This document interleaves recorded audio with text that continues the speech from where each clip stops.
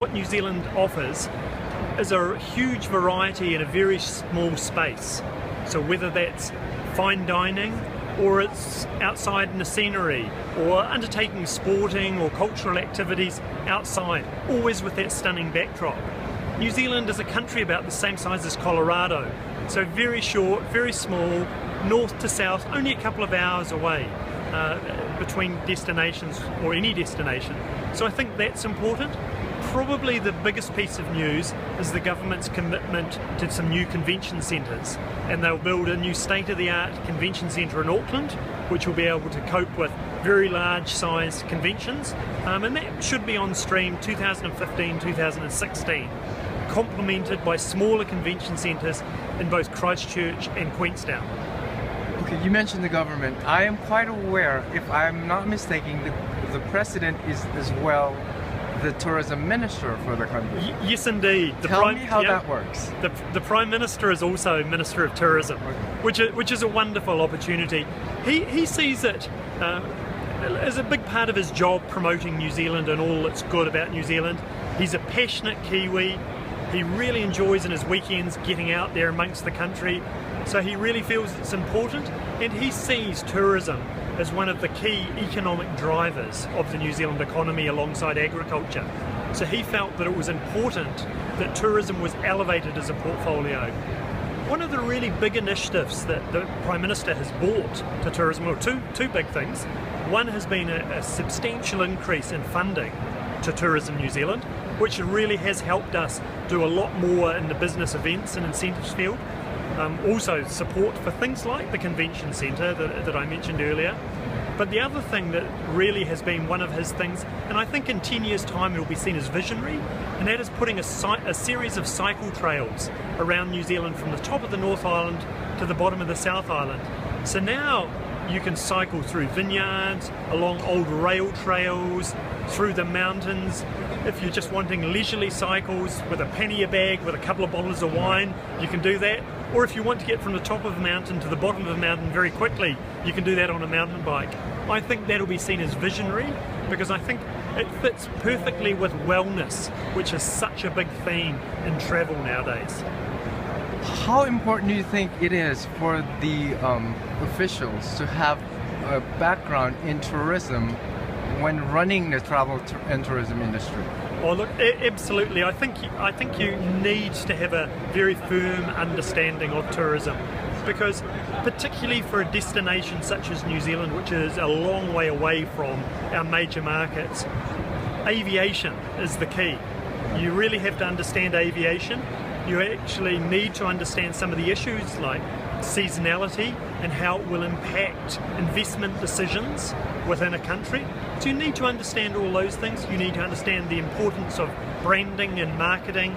You need to understand culture, and particularly it's a very much, and in all markets, it's an all-of-country approach. Tourism encapsulates so much, and that's again why we are very lucky in having the Minister of Tourism, because he takes many of those opportunities to make sure that ordinary New Zealanders in the street understand how important it is to greet international visitors, how important it is to spread the economic wealth across the whole country, which is something that tourism does often better than any other industry in a country.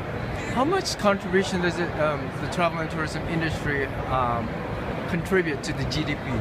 It's New Zealand's largest employer, so 1 in 10 people in New Zealand is indirectly involved. That's massive. In tourism. I think the figure is 17% of gross domestic product, so it's a number 2 income earner behind dairy. So very, very important. Right. And as I said before, the real importance is how it is an economic enabler beyond the major cities. So all the little small communities around the country benefit substantively from tourism. Let's talk the meetings industry. How much does it contribute to that, to the travel and tourism industry of it is, while it is not, large in terms of overall numbers as a percentage, it is important for a whole lot of other reasons. We get an awful lot of meetings and incentive groups that come in the shoulder seasons and off season to New Zealand, So if you look out of North America, we have a very seasonal leisure visitor profile from November through to sort of March, whereas we see a lot of incentive groups start coming from late February, March, April, May. So it's very important to increase our tourism season and utilise the tourism infrastructure. So that's very important. Also, out of many of our close-in markets in Southeast Asia, Australia, it is very important. Again, often for small meetings, whereas a market such as North America or some of the other long-haul markets are more incentive-driven. So it is really important for the mix. Thirdly, the spend. Spend per visitor is a lot higher, both in terms of a visit and in terms of a daily rate. So high-end visitors, they also bring families, and they also, many of them come back again, often bringing friends and family with them. So, they come get that little bite. And then the business. Absolutely. So, really self-sustaining. So very important. And obviously, if you're in a market such as New Zealand that is so dependent on aviation, to have groups of front of plane travelling to New Zealand. So if people want to bring their President's Club, their Gold Club, or very high incentive groups, they're in business and first class, which is always very, very important for New Zealand, which has lots of leisure business, but we don't have that core business. We don't have the same levels of business and industry and traffic that often occurs between, for instance, in Australia or a UK and North America. So talk about your top markets real quick, in leisure as well as in meetings industry. Our top markets, Australia is obviously our largest overall market into New Zealand. Right next door, 3 hours away, and again, strongest market for leisure, also strongest market for cruise, and also quite a strong market for business. A lot of board meetings right through to incentives and conventions, and there's a lot of association business that's in common between New Zealand and Australia. Second largest market is now China, and China has become our second largest market just in this past year, and it's a very strong leisure market and also a strong education market. Education, going to New Zealand for English language schools. All right. So very strong in that space, and again, people down there studying English often bring their family to visit them. So again, very good business there. We are increasingly starting to see some incentive groups, particularly around things like golf. Okay. So we're starting to see them come out of China. Some of the direct selling groups just starting to come out of China as well. Our next markets, the United Kingdom and the United States, are literally about 30 or 300 visitors apart on an annualized basis at the moment. It's quite a trek from, if you're looking at it from the United States, quite a long haul. Look, absolutely. And, so they're both very, very big markets. They're also important because from the United States, they're a high-end visitor, as I mentioned before. Incentives is important, cruise is important, and premium travel. So really high-end lodge travel. United Kingdom, we tend to get a lot of people going out to visit friends and family. We also have a lot of sporting connections, but importantly, where the United States on average stays perhaps 14 to 17 days, the United Kingdom is 20 plus days. So we get a lot of long stay, a lot of youngest United Kingdom backpackers. We do have, in America we take shorter breaks than the Europeans do. So. Absolutely, totally, and don't have the same holiday length. Right, no, we don't quite put the same value as we do with the Europeans. Let's talk about quickly why IMEX America. Why IMEX America? Look, IMEX America, it is rapidly becoming the premier show in the business events area. Vegas is becoming the convention capital. People love coming to Vegas, on both the buyer and seller side. And really, having spent just the day on the stand with the other New Zealand suppliers, they are seeing people come back year in, year out, saying, look, that piece of business we talked about last year, I'm now pitching it. So you've got to be here. You've got to be here for the follow-through.